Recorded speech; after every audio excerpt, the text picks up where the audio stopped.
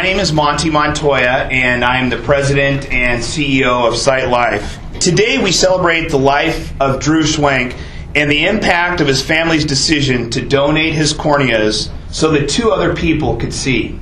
Each year, more than 45,000 people in the United States need someone like Drew to donate their corneas to help them restore their vision and restore their life and really unleash the potential that their life holds. Working with surgeons both locally and internationally, SightLife restores sight to more than 25 men, women, and children around the world each day.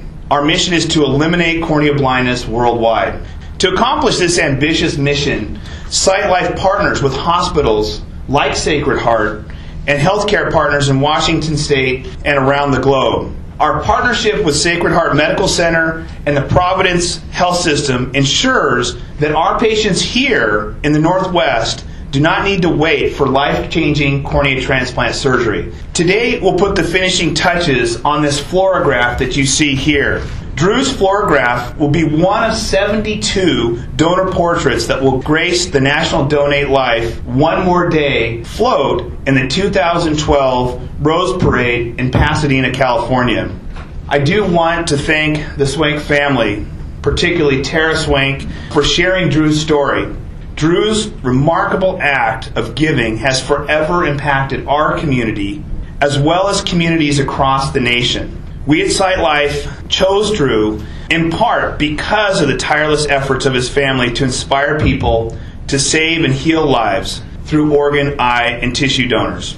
It was the spirit of love and community that you guys demonstrated immediately after Drew's passing that created an inspiration for people all across this country as his story emanated out.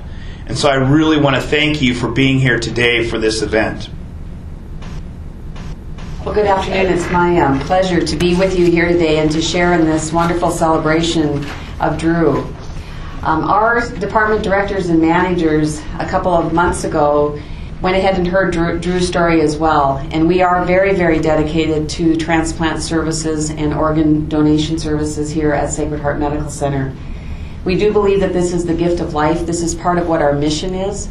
And so it is a pleasure to be here with you today and to celebrate Drew's life. We are very proud to partner with SightLife to honor the Swanks and all of our other courageous donor families. We are really proud to be a part of honoring Drew on the Donate Life Float by hosting this Floragraph event.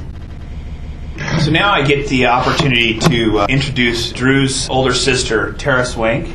And Tara, if you want to come on up, and she's going to share a little bit about Drew. And again, in this process, it's really the family members that step up and share in an incredibly loving way of their loved one and of their story that makes this possible. So Tara, thank you very much. Well, before I start, I have to say when I walked in this room today, I got choked up when I saw this beautiful picture of Drew. There was a young man in Pasadena about 2 weeks ago that did most of the organic materials and finishing on this picture, and I'm absolutely floored at how beautiful it is and how much it looks like his actual photo. That photo was taken on his 17th birthday, the last birthday that we got to celebrate with him before he got to go to heaven. And secondly, I really want to thank SightLife for honoring Drew and our family by choosing Drew to be represented in the Rose Parade this year. And thank you for sponsoring us to be able to go to Pasadena. We get to actually go help decorate the float, so that's pretty exciting for us. As well as we get to meet, hopefully, 72 other donor families there and get to share our story and listen to their stories, which will be pretty amazing. I guess I just want to say a few things about Drew. Many of you knew Drew. He did give the gift of organ donation and the gift of sight, and we have been given the opportunity to meet a couple of his organ recipients, which has been really a healing process for our family. One of Drew's favorite things to do was to read. One of his favorite authors was Tolkien, the Lord of the Rings series. I think he read that series multiple times over. He loved the movies. He actually was an avid reader, although he didn't care for homework. He was an avid reader for the fact that he was able to give that gift of sight would be a really special thing to him. He was a really unassuming kid. He probably would be hiding back here right now if he knew this was happening. But he would be very, very honored to know that everybody here is behind him and behind the gift of life through organ donation. I want to thank each and every one of the kids that were able to make it here today. You've been very strong, all of you.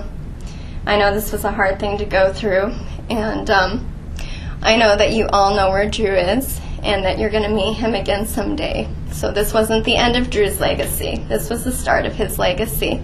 So thank you very much.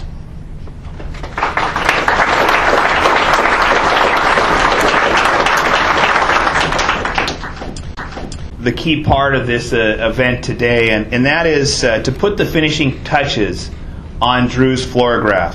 If I could ask Dawn, Patty, Swank to come forward along with their daughter Tara, we will begin the process of completing and putting the final touches on this Floragraph.